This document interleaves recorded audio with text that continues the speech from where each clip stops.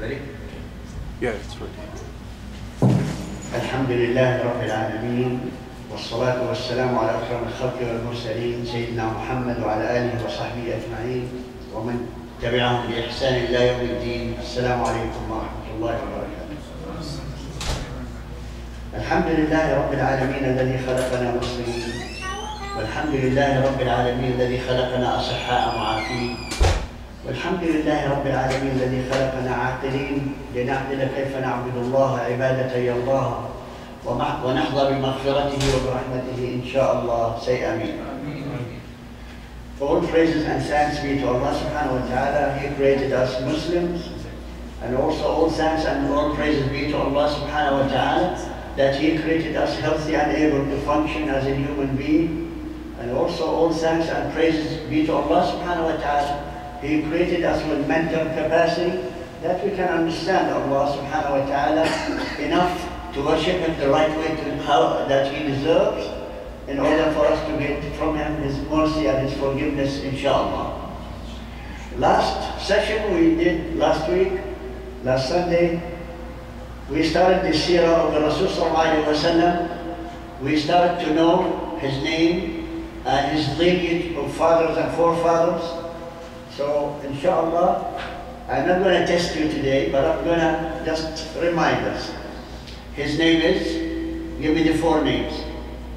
Muhammad ibn Abdullah, ibn Abdul Muttalib, ibn Hashim. So these are the main focus of our names, but they are the list up to Prophet Ismail alayhi salam. It will be excellent if you know the names, at least you'll be familiar with his lineage. So now we're going to talk about his tribe. His tribe is Bani Hashim. There we start by the name Hashim. That tribe of Quraysh is called Hashim, Bani Hashim. And one of the, leave it on, please. Okay. Thank you. One of the attributes of Bani Hashim, that they are part of Quraysh, they are given the most honorable function as part of the Quraysh. What is the? No, that's good. That's good. So they've been given the job, and the job description is they are the most honorable branch of Quraysh, but they are serving the honor of serving the people of Hajj. How to serve the people of Hajj? By giving them food and Zamzam water. And in those days, Zamzam water was a chore, was a hard job to do. They have to go down in the well with buckets, fill the buckets after whatever the spring is bringing. Not as powerful as now with the pumps. It used to be waiting for buckets to be filled up with at least 3 minutes. That tells you how slow it was. And this goes back to our mother Hajar. You remember Hajar? Who is that? They call it Hagar or Hagar, whatever. The mother of Ismail, the wife of Prophet Ibrahim alayhi salatu wassalam. You remember when she was left alone with her baby in the middle of the desert, and she was running between Safa and Marwa, running to check if there is any people to help her. When she finished, get tired after 7 times running between Safa and Marwa, she heard the baby crying. So she went back to see the baby. Then suddenly they saw water coming out from the ground. That water is not gushing, it's just seeping out, which means just slowly. So here comes, she came in and she started making room around the water where it's coming from, making room like a big hole. And she used to be in Arabic language at the time, when you say more in English, in Arabic language at that terminology, at that time it's called zam. She used to say zam means more, and that's what the name Zamzam came from. That the name is Zamzam. And she was left alone to feed her baby, and she was drinking also. In the meantime, Allah subhanahu wa ta'ala said, for her a caravan from a tribe in Arabia called Jurhum. The tribe called Jurhum. So they were looking for water. Then suddenly they saw birds flying.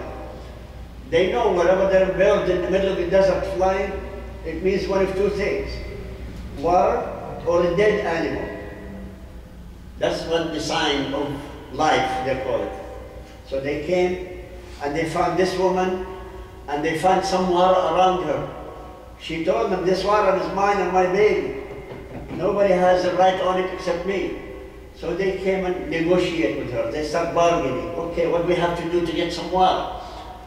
And we are Arab, we are not, you know, strangers to you. We are the same.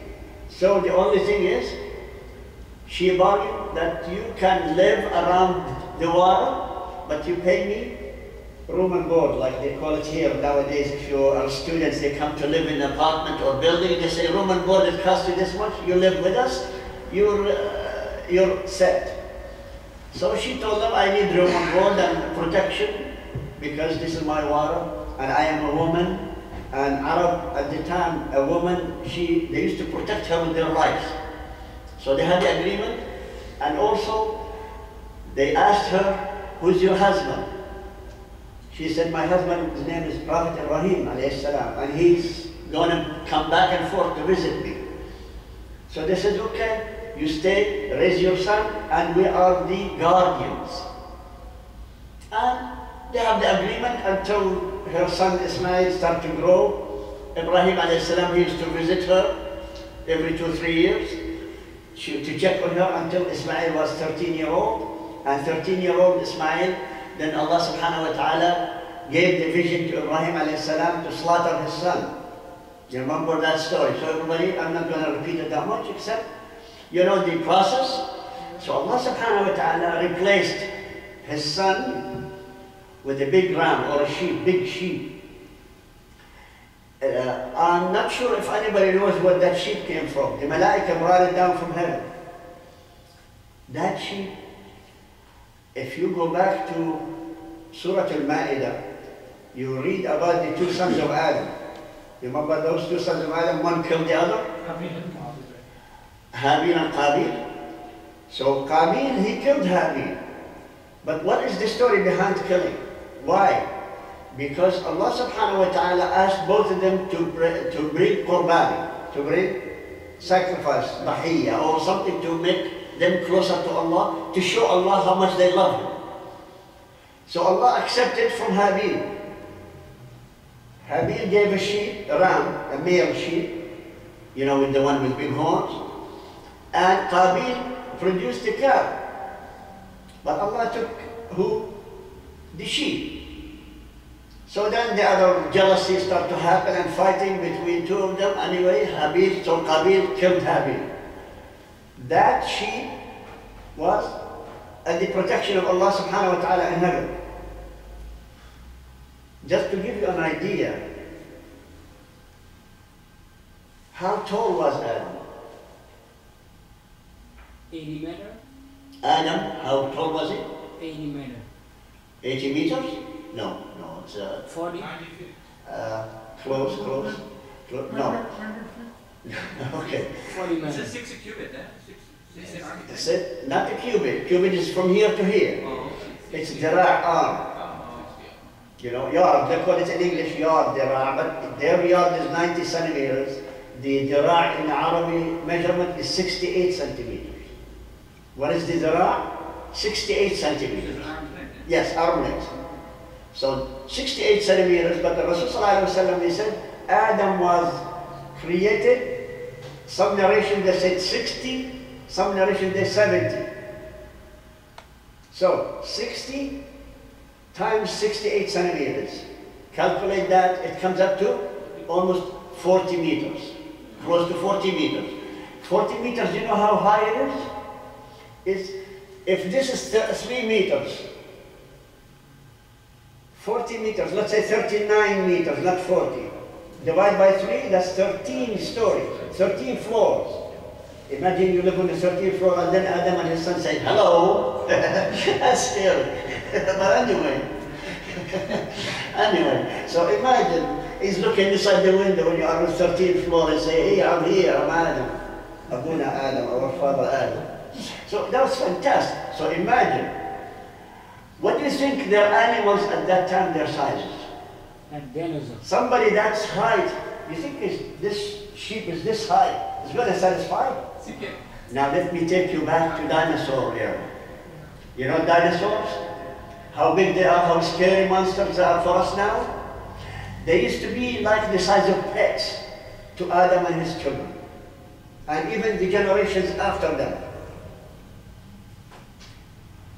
But they don't want, the West, they don't want to admit it. They say it is prehistoric, before human being. And when the human being was there, they scared to death from the...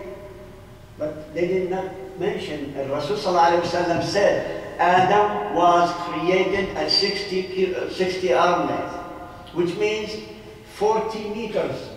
And the highest in the Smithsonian Institute of what do you call it? Smithsonian, the man's history, or whatever they call it, the prehistoric stuff, the highest dinosaur was 23 feet. Some of them, they say if they stretch the neck up there will be 30 feet. You're talking 10 meters. What is 10 meters to 40? You and me are 5, let's say 6 feet. And 2.5 feet high is the sheep. So it's pet. The same thing, dinosaurs used to be pet for a human being. Those dinosaurs, what do you think they fed on? They fed on sheep this size? Their era, their animal, the animals, deer or cows or sheep or camels or any kind of animal, they have to match the size of dinosaurs.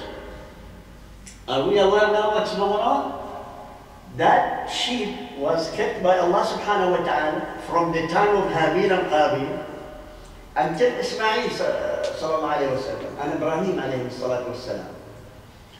Now, when the time comes in to replace the sacrificial son by a sacrificial sheep or lamb or ram, why?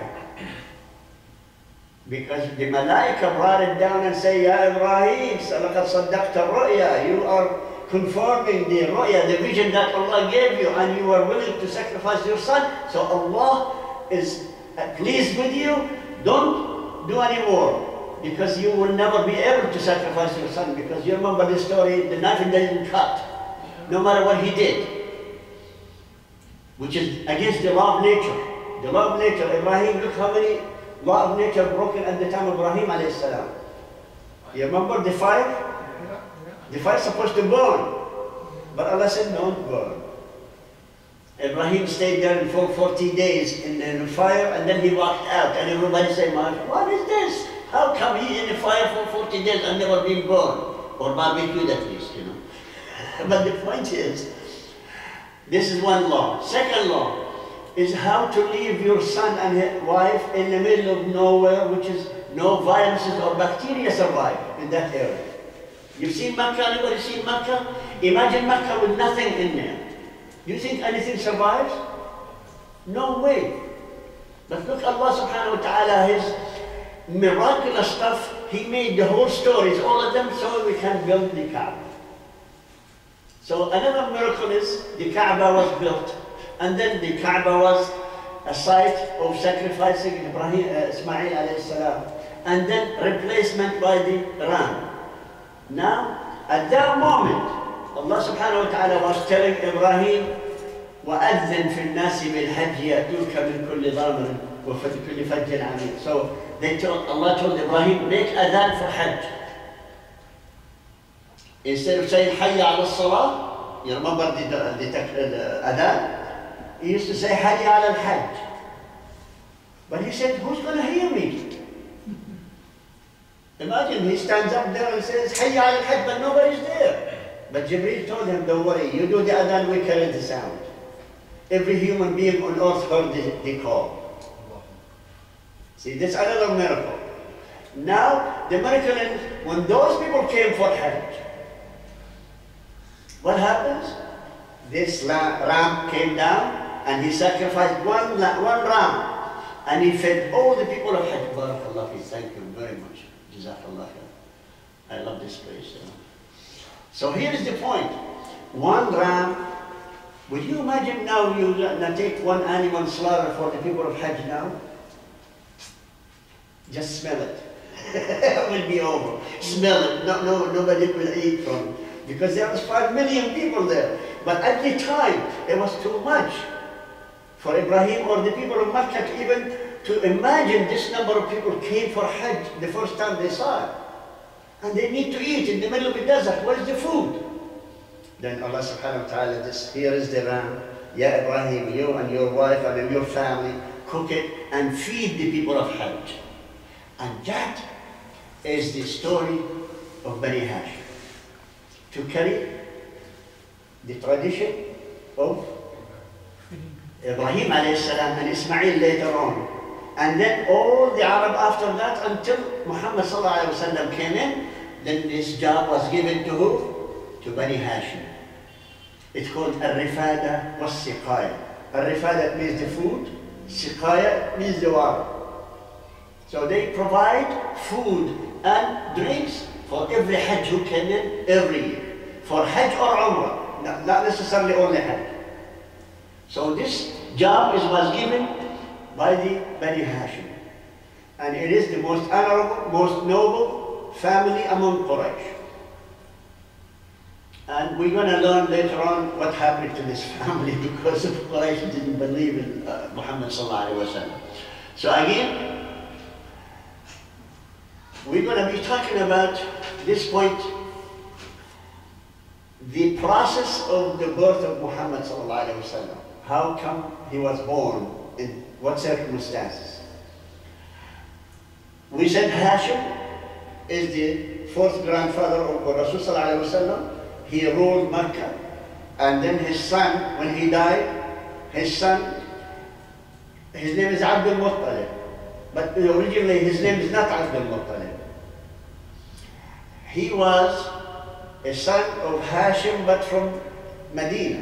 He married a woman in Medina, and her people, they took it to raise the son after his mother died. So this man, Hashim, did not tell people of Mecca that I have a son in Medina. So when he grew up to be about 16, 17-year-old, he went to Medina to bring him. So when he brought him, he was ready to tell them, but the rumor has it that, oh, Abdul Muttalib has a slave, in Arabic called Abd. You understand? So Al-Muttalib himself, the father of Abdul Muttalib, which is Hashim, he was another name, is Al-Muttalib Hashim. Now, as soon as he came riding inside Mecca, people start to realize this boy, his name, he is Abd al-Muttalib, he is the slave of Muttalib. So that's his nickname. So his father, he said, I'm not going to change it. Let people know it's Abdul Muttalib, Abdul Muttalib, Abdul Muttalib. And he was known by it. So Abdul Muttalib now, when he walked as a 16-year-old boy inside Mecca, all women, especially teenagers, they looked at the most handsome human being they ever saw in Mecca. He was pretty, very handsome, like you and me, mashallah. So here it is. Every woman starts going to his family, says, okay, how about if we convince you to marry your son to our daughter? Everyone, they have daughter, they want to marry him. So anyhow, the negotiating behind closed doors stopped happening with everybody. So finally, Abdul Muttalib, he got married to another woman from another branch of tribe of Quraysh. So here comes Abdul Muttalib. He had this woman, and his previous women, they didn't have children. He had married before them, 4 or 5 women before that, but no children. And then the other branches of Quraysh, they used to look down at him now. Why? Because they have to serve Hajj, and he has no children to serve. it's a kind of, okay, you should leave this job and we'll take over. So that means the honor now is going to be cut off from him. So he stood up one time on the face of Kaaba and he said, وَرَبُّ الْكَعْبَ. He's talking about the Lord of Kaaba. If any time I have 10 children, I will sacrifice one of them like Ibrahim. Imagine. Subhanallah. Allah to fulfill the story. Allah gave him 10 children. And the last one, his name is Abdullah, the youngest one. And he was as handsome as his father. The rest are ugly, well ugly, no, I don't mean ugly, but the rest are not handsome. The Abdullah was the youngest and he was the most handsome among all the children of Abdul Muttalib. Then, people of Quraysh, they start, hey, you remember you made the nadr. Nadr, it means you promised Allah to sacrifice one of your children. Let's see how you can do that. You know, they were jealous because he got most honor. But they want to knock him down, so knock him off and they take over. So finally he said, okay, I promised God that I will sacrifice one of my children. Let's do a draw. Which one of them? So they put the names of all of them in a draw, in my hat anyway. Not yours, you took yours. So, and they put the names and they start drawing. The first one is Abdullah. He says, okay, yeah, Abdullah, get ready. Then another people of concern from Quraysh says, most beautiful child, you know, it can't be.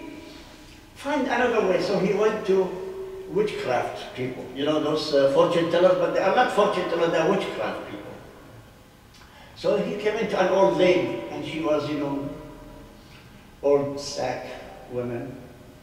She is full of evil, but look, she was evil. But Allah subhanahu wa ta'ala gave her something that will produce Muhammad sallallahu alayhi wa sallam later on.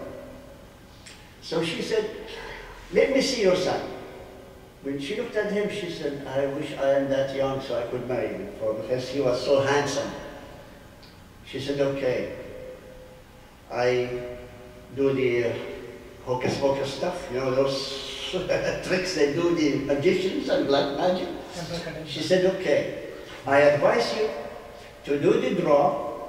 Every time his name comes in, say, I buy his soul with 10 camels. Until it goes into the camels. Say camel or Abdullah, camel or Abdullah. Until it goes back to camels. Then you slaughter the camels, this is it, he's free. He said, you mean I don't have to sacrifice? She said, even if it goes up to 300, even 300 camels. For each draw is 10 camels. Until he reached 100 camels. Then it says camels. Every time it says Abdullah, Abdullah. Every time among all these 10 children, Allah pointed out that name to come out. Until it was 100 camels. And everybody was, you know, like a wedding. Everybody was dancing. Abdullah is safe, Abdullah is safe, Abdullah is safe. So finally, they sacrificed 100 camels. And then Abdullah is free now. He is on his own stand as the youngest son, the prettiest son, the most handsome son. Now, every family wants to be their son-in-law. They want to marry their daughter. You remember his grandfather was in Medina, and he left Abdul Muttalib himself in Medina. He used to take Abdullah with him every once in a while. So he got him to know his ancestors in Medina. They are called Bani Najjar, the most famous family in Medina, Bani Najjar. So they are like akhwal. Akhwal, it means the uncles from his mother's side to Prophet Muhammed sallallahu alaihi wasallam. So Abdullah, he went there once and then he got married one of them. Her name is Amina bint Wahb. So what's the mother of Muhammad sallallahu alaihi wasallam? What's her name? Amina bint Wahb. Now, everybody now we know Prophet Muhammad sallallahu alaihi wasallam's father. He married a girl, a woman named Amina bint Wahb from Medina. Now, when they are married, Now we know that two families, the Bani Najjar in Medina, they are honorable, noble people too, and people of Bani Hashim. So they got together, start doing business always together. Then Abdul Muttalib, he wants his son to have children, so he started taking him with him into business in the trips to Syria, Sham, you know, back and forth. On one of the ways, after he got married to Amina, she was pregnant 6 months, he died on the road. Abdullah, the father of Rasulullah, died on the road while Prophet's mother was pregnant. So finally, Amina bint Wahab now, she was 6 months pregnant, and now she wants to go and visit her family because her husband is dead now. She is going to be raised, you know, to survive and live, to join her family until she gives birth. Because she's with her in-laws. She doesn't want to be with the brothers of her husband and so on. That's the tradition, you know, it's not allowed, you know, except if there is one of the brothers decide to marry her after her iddah, after her period of time waiting, or after the delivery of the baby. So she was going with her, to her family, and she, on the way, gave birth to Prophet Muhammed ﷺ. Prophet ﷺ was raised at that moment by the slave girl. She was taking care of him, Habiba, and also they stayed until they went to Medina. Then the news came into Abdul Muttalib that you have a grandson now from Abdullah, your son, the one died, you know, and he is the only one dead at the time. He rushed to Medina to claim his grandson. So he offered his mother, after you go to, you know, you're healthy enough with the baby, come to Medina, and then we'll find him a nursery, you know, a woman to suckle him. So anyway, the whole story now goes back to Mecca. Now he's back in Mecca at the guardianship of his grandfather, Abdul Muttalib. Abdul Muttalib now, he announced in Mecca. He did not announce directly, he put his name with the people every year. There is a group of Arab Bedouins, you know, the Bedouins who are living around Mecca, the one who lives in the desert in tents and with animals. They come to Mecca every year twice, one in the summer, one in or spring and autumn basically, to offer their services for money because they are poor. See, they are poor. So when they come, all of those women, they rush to get contract with the rich families.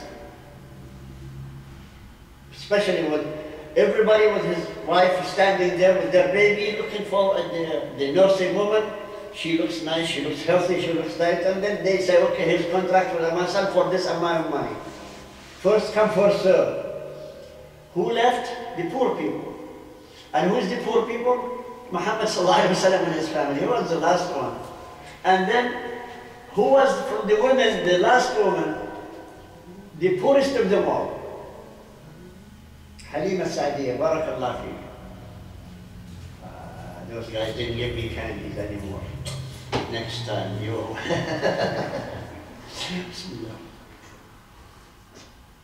Anyhow, to make the story short a little bit, she was living in a drought area. Her animals also cannot produce even enough milk for her own children. They are living in basically half famine style. It's just in the border of starvation. Even the donkeys, the donkey they had cannot walk properly. So imagine, everything is in bad shape. And then, that's what's left. The boy is there, and his grandfather, and this woman and her husband. Nothing, they look at each other. I don't want to get the kid. And he said, we are poor people, we cannot afford more than, let's say, 10 dirham a month or something. How can we survive? That means the mother has to squeeze her breast so much to give a little bit milk for her son. And for her daughter, which are the suckling sibling, then even Muhammad is coming through with them, Prophet ﷺ. So she was thinking, but are we going to go empty-handed, going back empty-handed? Let's take him, try him for a few days, a few months, and we'll bring him back. That's it. So the idea, they didn't take him for the money or for the health or for the miraculous being he was. They took him just because they didn't want to go empty-handed. So finally, as soon as they got him, they got the contract, everything fine, and they took him, turn around and to leave Mecca. The moment they put his wrapping, you know, they wrap the children, the babies, they put him on the donkey. The donkey started walking like a steady, you know, horse. So they realized, what's going on? The baby started crying. Okay, let's go squeeze some of the milk from the goat. It squeezed. Then suddenly the whole bowl is full of it. As soon as she touched it, the whole bowl is full. She was empty for a month, nothing in there. There must be something miraculous about this baby. Then, here a piece of bread. It's not going to be enough for 5 of us. But here's your piece, here's your piece, here's my piece, then again here's your piece, never finished. Every time she feeds everybody, goes around again. The same thing. She said, must be a miraculous thing about this baby. And she told her husband and everybody, don't say nothing about anything. Let's see what happens with this baby. They went home, they had a tent. They live in tents, but the tents not like the new Canadian tent you have filled. No, those are made from the wool of camel, and they are rough and heavy and tough. Anyhow, they live under that one. They have a few chicken, few birds, few, you know, something that animals around, including some more sheep and that stuff. Suddenly, the milk is flowing. Then the chicken, they laid eggs more than they need. Then everything, every time they hear the baby, they feed him, more barakah, more things start to show up. So it was what you call a revolution in her campground. They call it campground for her tribe. Bani Sa'd, they call them Bani Sa'd. Bani Sa'd is the largest family tribe in the desert. Every other family, let's say between 100 to 200 to 300, those ones over 1,000. Everybody started listening. Halima Sa'diya and her family, they are producing milk, producing this, producing that, and the sheep and the animals they have producing babies, more and more. Within 1 year or 2 years, they are one of the rich family in that group. And they all start looking down, why? Then they realized this boy from Mecca, the one they rejected. Some of them, they rejected the boy over there. They said, we don't want this yatim. He's an orphan. We don't want him. We need somebody with father and so on, not grandfather. So now the rumors start to spread around Mecca and around all the desert people. So every once in a while they used to come and take a look at this baby. Because there used to be superstition, you remember? People in Mecca and Arab at the time, they were superstition. If I have any kind of bad omen, they used to come and say, okay, you want to bet? I'll bet, okay. I am right and you're wrong. No, I'm right and you're wrong. Let's bring, they used to bring a pigeon. If the pigeon flew from the right side, I am right. If it flew to the left side, you're wrong.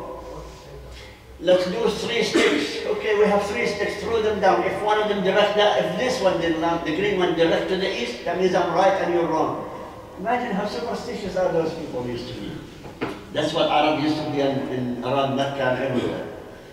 But Allah subhanahu wa ta'ala, He wants to transform this kind of people to carry the torch by steady, slowly educate them. And they are, by the way, known by all nations around them. Ummiyin, they are illiterate. They have no idea, no culture.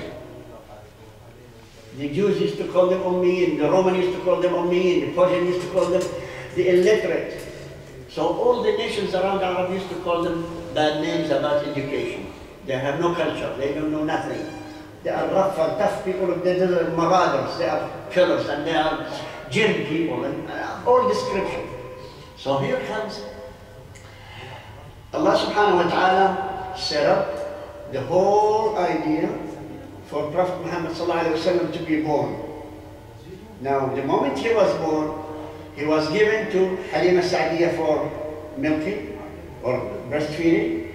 Every month, she used to bring him to his mother for a week to at least the scent of the mother and, you know, the connection ties and the feeling between the senses between the son and mother, or the baby and his mother, and also for the grandfather to raise him for his well, because his pride and joy, you know. Who's better than your son? His son. You know, the grandfather feeling. So, yes. I missed one point. Prophet ﷺ born in Makkah or Medina? What did you mention? I didn't get He was born in a way, between. Not in Makkah? Not in Makkah, not in Medina. Yeah, so what's the area name? It's a small valley in between them, but it's not close to Makkah. No, but yeah. It's close to Makkah, yes, it's close to Makkah. It's close to yeah. Makkah, it falls into But it's, so, see, because they don't want to show it, so and people will take it as a shrine. Okay. Because people, even now, when you go there, they'll tell you there is no place for the birth of Muhammad ﷺ except his house was here. But now they demolished everything because they start finding people worshiping the place where everything he was. So to cut the bid'ah, you know, for the following, especially the, what you call it, Wali Mazar. So actually he born in the middle of between Medina to Makkah. Yeah, between Makkah and Medina. While his mother going to visit her family. Yeah. So now, when he was born, it's called, to tell you exactly, it's called Sha'b Bani Hashim. Is the valleys where Bani Hashim later on were boycotted by Quraysh at the time of Muhammad ﷺ. Sha'b, it means a land belongs to Bani Hashim outside Mecca on the road to Medina. It has 2 or 3 mountains and valleys in between them. It's called Sha'b. Sha'b, it means the valleys behind, between mountains. You can ask one more question with this related. Since you said there are 100 wounds was sacrificed by his grandfather, yes. But later on, how his father becomes so poor that people even do not want to take him? Like it doesn't match the situation. Like what were they doing? Okay. They are capable to sacrifice 100 camels, means they are very rich. Very rich. At the same time, we are saying that there was the people they didn't want to take him yes. for breastfeeding. Very good question. What was the issue? But because they got poor, because the number of people came to Hajj getting larger and larger, and they're feeding them from their own pocket, from their own wealth. That's why they lost everything. You understand? Abdul Muttalib, he used to be a very rich man. And he has so many businesses. When he died, all his sons took his wealth. How many sons he had? 10. So the amount, instead of him doing all the business and all his sons helping him, now each son is differently. Who took care of them after that? Abdul Muttalib alone and Abu Talib later on. Abu Talib also was poor because he has so many children and he feed the Hajj, but he did not have a chance to raise his children.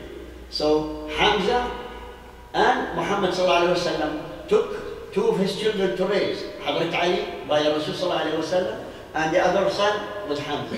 Yes, very good question. Why they are poor? Because they used to feed the Hajj.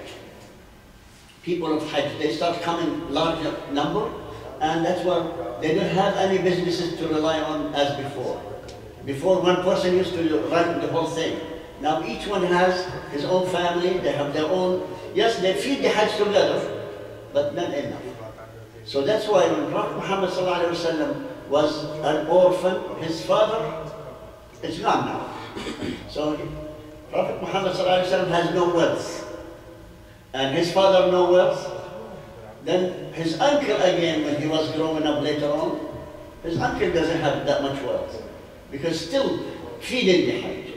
So that's one very good question to bring it up, because really we have to think about that one in general terms. But this is the explanation why they are poor, but before that they were rich. Now remember, going back to the place of birth, which is Sha'b Bani Hashim. He was born on the 2nd or 12th day of Rabi'ah. But there are 5 narrations, 5 stories. So don't think it is right. It's 5 series. But most ulama, they said, okay, some of the majority of the ulama say it's the 12th of Rabi al-Awwal and so on. That's fine, but there is no specific date they agreed on, because in those days nobody would remember the days anyhow. They don't have a calendar those days. They used to say just like that. Except they know with the moon, the month is Ramadan, the month of Hadil Hajj, they look at the moon, what's shaping the moon, they can tell what day of the month. So yes, so finally, they came up with the term, it says what year the Gregorian calendar, which is the calendar that we use, January, February, and that stuff, 2016. According to that one, they said it's in the year 571 after birth of Isa Masih. This is what they say. So he was born at what year? 571. Now, there are some names I am not going to mention them. Who was his midwife, the one who gave birth to him from his mother, you know, the one who helped his mother to give birth and who took care of him, and what's other names and so on, until we reach Halima Sa'diyah, which she gave him nursing. And also, funny story happened. Who's the uncle of Rasul Sallallahu Alaihi Wasallam that Allah mentioned in the Quran by name? Abu Lahab, thank you. One more candy for you. This Abu Lahab, he is the worst enemy of Rasul Sallallahu Alaihi Wasallam, and he is his uncle. He is the brother of Abdullah, the father of Rasul Sallallahu Alaihi Wasallam. The day Muhammad Sallallahu Alaihi Wasallam was born, you know what he did? Just listen to this.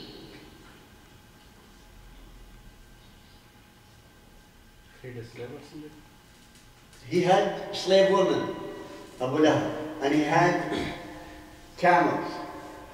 When the news came in, Abdullah, your brother, has son after his death, after Abdullah's death, your son, and they called him Muhammad. He was so happy. He was the happiest man of all Bani Hashim. He came to all his women, that slaves, and he said, all of you, I declare you are free. So he freed all his slave women. And then he turns around and he slaughtered 100 camels to feed everybody. But remember, when Prophet Muhammad was alive and a prophet, he was the worst enemy. So this is the funny story about him. Allah subhanahu wa ta'ala is telling us through Muhammad on the day of the birth of Muhammad in Jahannam, when it's Jahannam, Allah will remember Abu Lahab's happiness moment for the birth of Muhammad So he's going to lessen his adab, lessen his punishment, just to say, you are happy for the birth of my messenger when he was born? I'm going to reward you by it. But he's still in Jahannam. So Rasul says, Abu Lahab, after the surah came down in Quran, Tabbat yada Abi Lahab wa tab, ma aghna anhu maluhu ma kasab, and so on, Allah subhanahu wa ta'ala wants to tell us, even a good deed this much for the worst kafir, I acknowledge it. So he's going to be rewarded by less than the adab on that day alone. His punishment will be less than normal. It will be telling, okay, you got a break today. You're not going to be punished for noon to Maghrib, let's say. Anyhow, this is an example, not true, but anyhow. So now we mentioned a few things that happens to Halima Sa'diyah and her family from Barakah, from the miraculous state. Now, how long did he stay, and what happened? What happened to him while he was with the Halima Sa'diyah? We're going to discuss that for a few minutes. If you want to get up and just relax, because I know a lot of us, every once in a while, especially you and me, our feet and legs will be numb. So you could stop it for a little bit until we come back. You want to walk around, you want to... Since it is a break time. From the time he was born until an incident happened at the time where Halima Sa'diya was nursing him. All the miraculous signs were telling Halima Sa'diya and her husband and their family, and also the relatives of that tribe around them, the Bani Sa'd. They all had that hunch, that feeling. This baby that Halima has in her custody has some kind of bright future, something they can predict. He is going to be somebody, because they believe in the spirit that helping him all through his babyhood. And because of him, his barakah of being there with them is spreading among the Bani Sa'd, including the families raising them, raising Prophet Muhammad sallallahu alaihi wasallam. So when they were asked to bring Muhammad sallallahu alaihi wasallam back to his family, his grandson and his mother, they offered Halima Sa'diya and her family, they offered to nurse him for the next 2 years for free. Imagine 6 months. The first 6 months they said, we are willing to do this for 2 years for free, providing that we can bring him every month to his mother to get contact with their son and so on. So the idea is, Prophet Muhammad ﷺ, before the birth, we did not discuss the miraculous thing happened to his mother when she was given birth to him. Some of us know the idea of she had seen a light came from her private stuff all the way to heaven when she was given birth. But she was overwhelmed by that light, and overwhelmed she could not talk about it until later. And then his daddy, woman, the nursing mother with him, or the slave woman, she was with them. She is the midwife, the one we call it midwife here in terminology of medics, the one who helped the mother to deliver a baby, the one it's called midwife, especially in our culture. And again, all of those people witnessed so many miraculous signs that this baby has something in his future. So some of them, they start spreading the news all over the place. So some places, they start exaggerating, you know, especially a human being. When you tell me a story, I want to go and tell it, I add a little bit pepper and salt on it, and then somebody else, it keeps going until it's going to be mountain instead of just a small news. And that's human nature anyway. I cannot tell the story you told me exactly. I have to add some more to give it more, you know. So the stories start to be, reach certain level of imagination, expansion of imagination. People, they used to say, this man, he is connected with jinn, this man, he has horns, so without knowing. You know the stories, how they develop. So some of them already developed fear from the name Muhammad in different areas of Arabia, because they were superstitious. People, they were superstitious, they believe anything. Until every year when they used to come to Hajj, they used to ask, where is Muhammad, this baby you heard about 6 months ago, or a year ago, or 2 years, and so on. Until he was a man. They used to come ask for him to look at him. Oh, he's normal now. But they used to come to Mecca and he's among the people. So, Quraysh later on, when they have him as an enemy, they start picking on that point, deterring people from listening to Muhammad sallallahu alaihi wasallam. Every time that people used to come to Mecca, they used to tell them, listen, when you are around Kaaba, you're going to see somebody, his name is Muhammad. Oh yeah, Muhammad, we heard about Muhammad. Don't listen to him because he's connected with jinn. He might have a spell on you, and might do this, might do that. So they used to convince people not to come to listen to Muhammad sallallahu alaihi wasallam. That's one of their tools. When the Prophet sallallahu alaihi wasallam was a man and a prophet and was trying to outreach for the Hajj people. So now, we try here now to come to a point.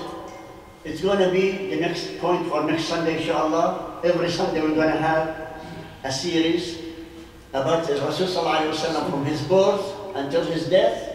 We're going to cover every aspect of him as if when you finish this series, you're going to know your Muhammad sallallahu alaihi wasallam.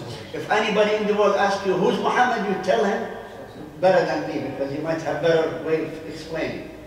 So the whole idea is, you have to know everything about Prophet Muhammad sallallahu alaihi wasallam. Otherwise, we are not following his sunnah. Because we know him, we know Islam. Because his life is Islam, translation of the Quran. When his wives, all of them, they were asked, what is ma khuluq Rasulullah? What was the behavior of Rasul sallallahu alaihi wasallam? They all said the same statement. Kana khuluquhu al-Quran. They all said his manners and his behavior was translation of the Quran. So if you want to know the Quran, what is the best way? To study the Seerah of Rasul sallallahu alaihi wasallam. This is the summary of Al-Quran. By listening, by reading the Seerah of Rasul sallallahu alaihi wasallam, and then you'll find yourself being closer to Allah subhanahu wa ta'ala, because you worship Allah according to the behavior of Rasul sallallahu alaihi wasallam, because he simplifies everything for you and me about Islam and Quran. So I ask Allah subhanahu wa ta'ala to increase our knowledge of Islam, our knowledge of Allah, our knowledge of Muhammad sallallahu alaihi wasallam. And I ask Allah subhanahu wa ta'ala to forgive our mistakes and our laziness of not studying everything about Islam and about Allah. And I ask Allah subhanahu wa ta'ala to protect our children and our wives and our husbands in the meantime. Also to forgive our brothers and sisters who lost their interest in Islam.